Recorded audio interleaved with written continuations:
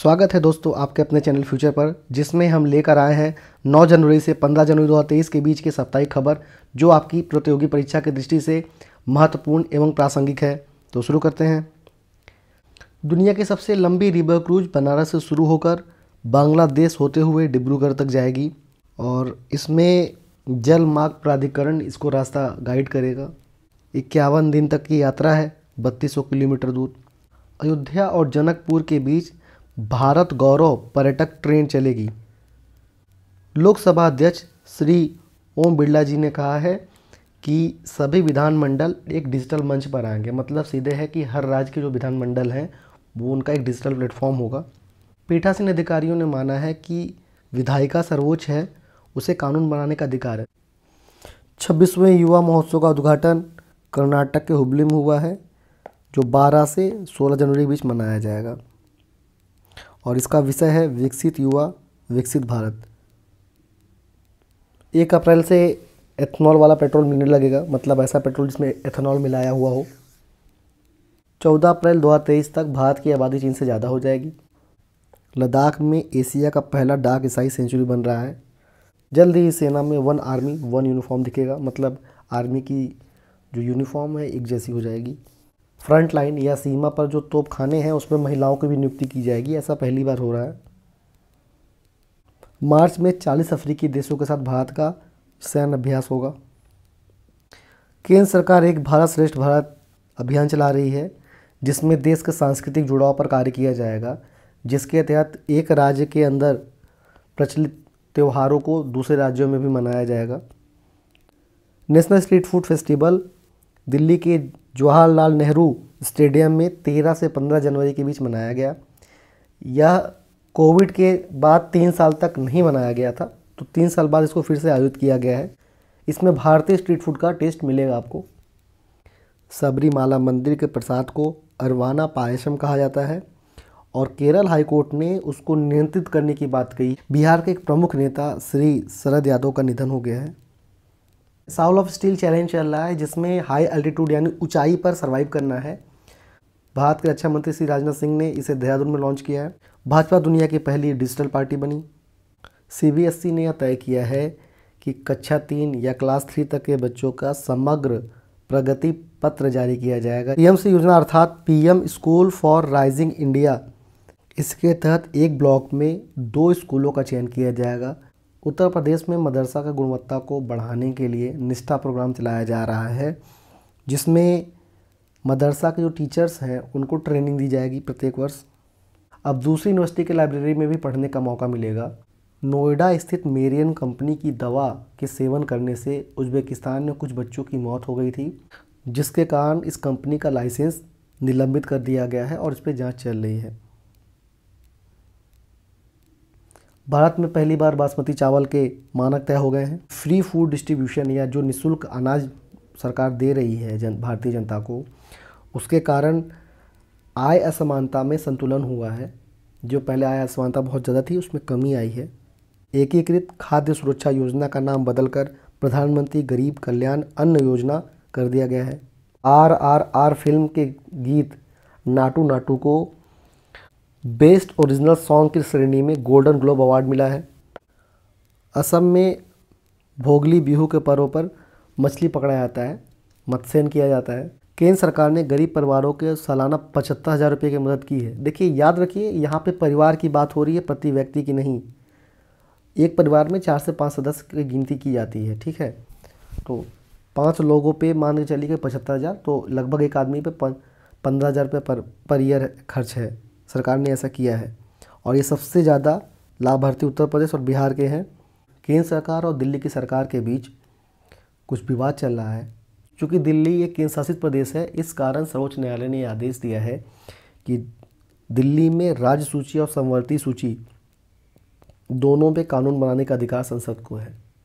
Delhi police को special commando training दी जा रही है और वो कमांडो ट्रेनिंग सेंटर दिल्ली से बाहर राजस्थान के अलवर में स्थापित किया गया है। इस आधार पर दिल्ली पुलिस एक पहली पुलिस बल है जिसका ट्रेनिंग सेंटर उस राज्य से बाहर है। पश्चिम बंगाल में पहली बार एम सैंड का उत्पादन शुरू किया गया। एम सैंड का मतलब मैन्युफैक्चर्ड सैंड या निर्मित बालू है। कोलम पहला संवैधानिक शिक्षित जिला है। केरल के स्कूलों में अब शिक्षक को बच्चे सर या मैडम की जगह टीचर कह के बुलाएंगे।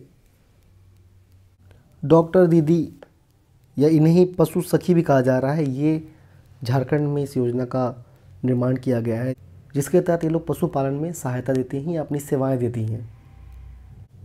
राजस्थान के बीकानेर में 14 से 15 जनवरी 2023 के बीच ऊँट उत्सव मनाया गया। 9 जनवरी से मध्य प्रदेश के इंदौर में प्रवासी भारतीय दिवस मनाया गया।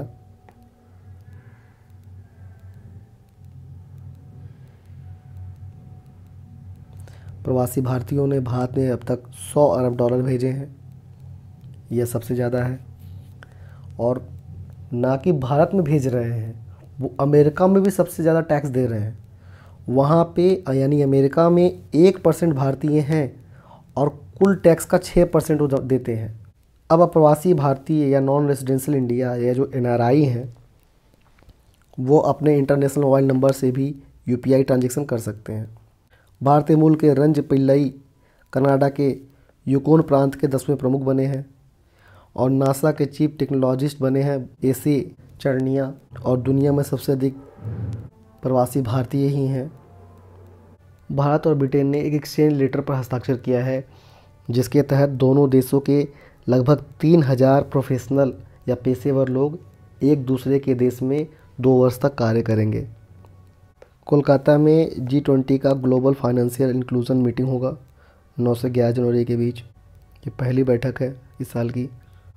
G20 और G7 में भारत और जापान एक दूसरे का समर्थन करेंगे। अंतर्राष्ट्रीय मुद्रा कोष के प्रबंध निदेशक क्रिस्टिना जॉर्जिवा का कहना है कि दुनिया को भारत के G20 नेतृत्व पर भरोसा है। भारत ने ग्लोबल साउथ समिट की मेज़बानी की है। यह सम्मेलन वर्चुअल था और इसमें 120 देश शामिल हुए।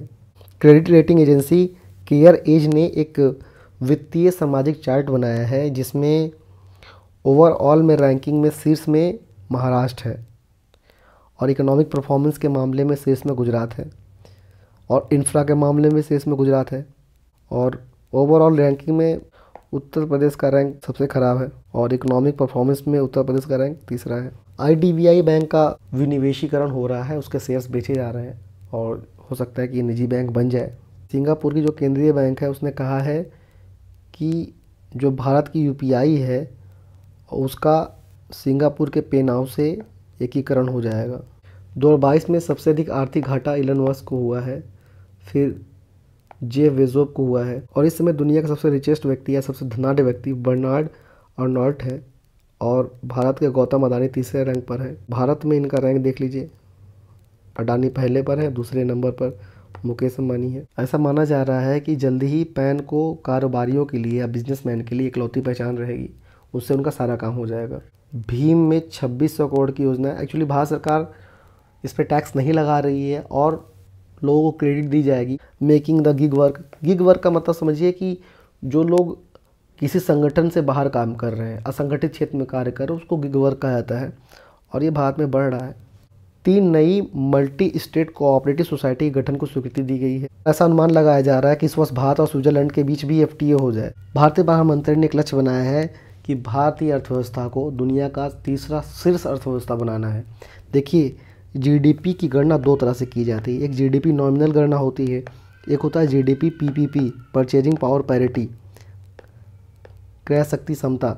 इसमें भारत तीसरे रैंक पर ऑलरेडी है।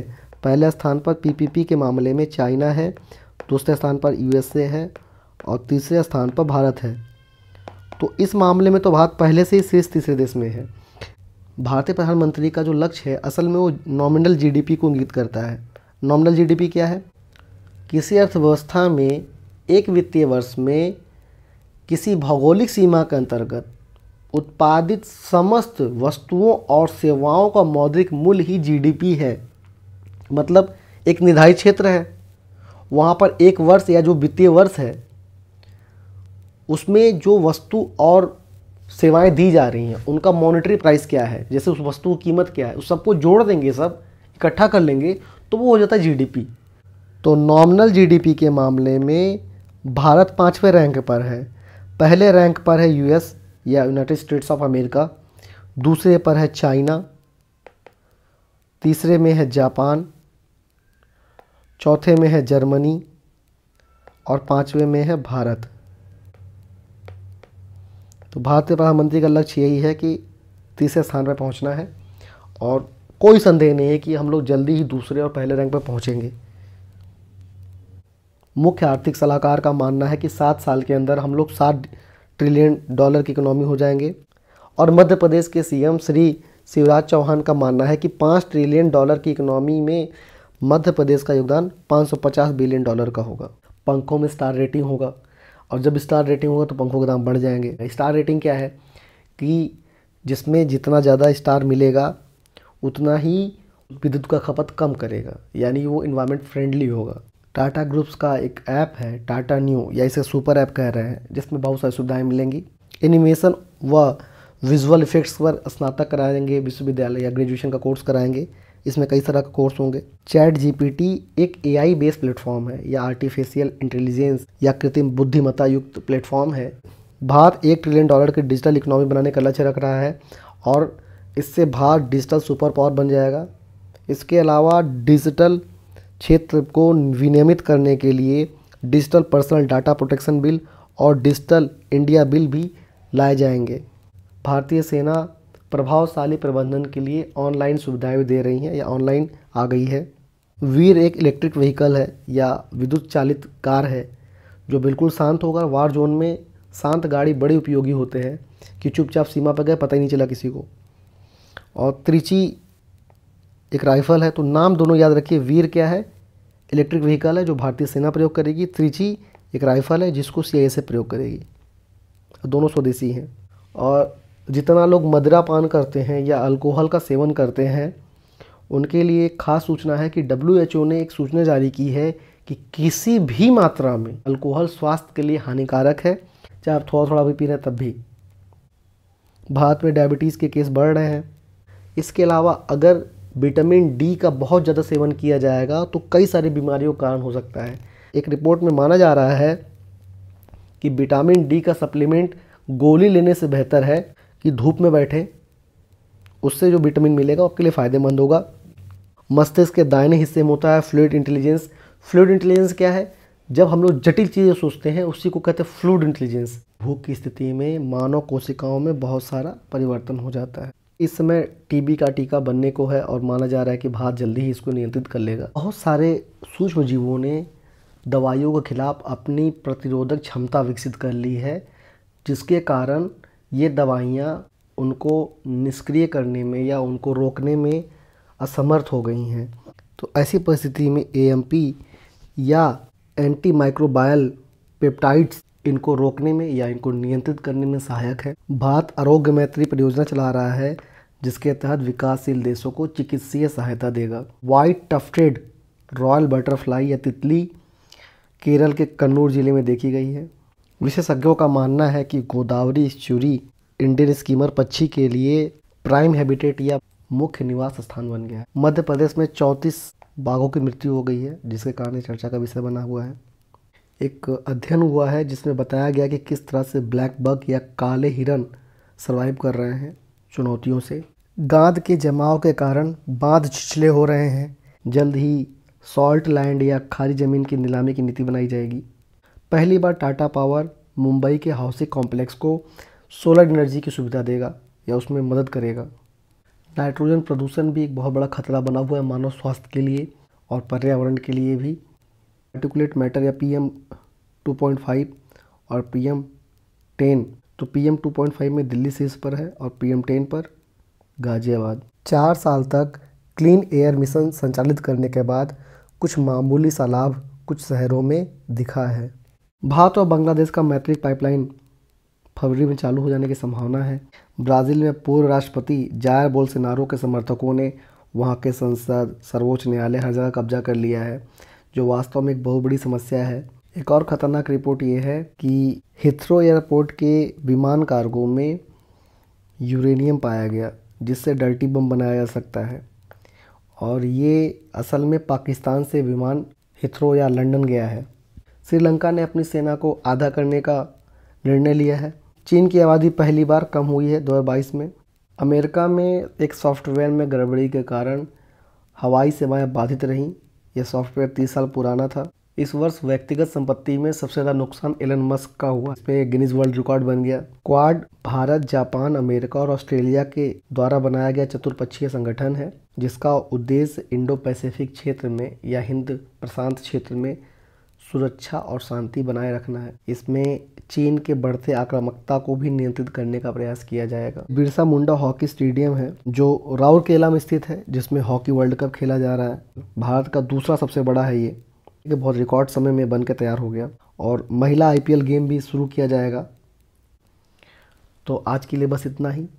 लाइक, शेयर, सब्सक्राइब करिए और बेल आइकन दबाना मत भूलिए। अगर इससे आपको किसी भी तरह का मूल्य मिलता है या वैल्यू मिलता है तो इसको ज़्यादा से ज़्यादा शेयर करिए। आज के लिए बस इतना ही। धन्यवाद।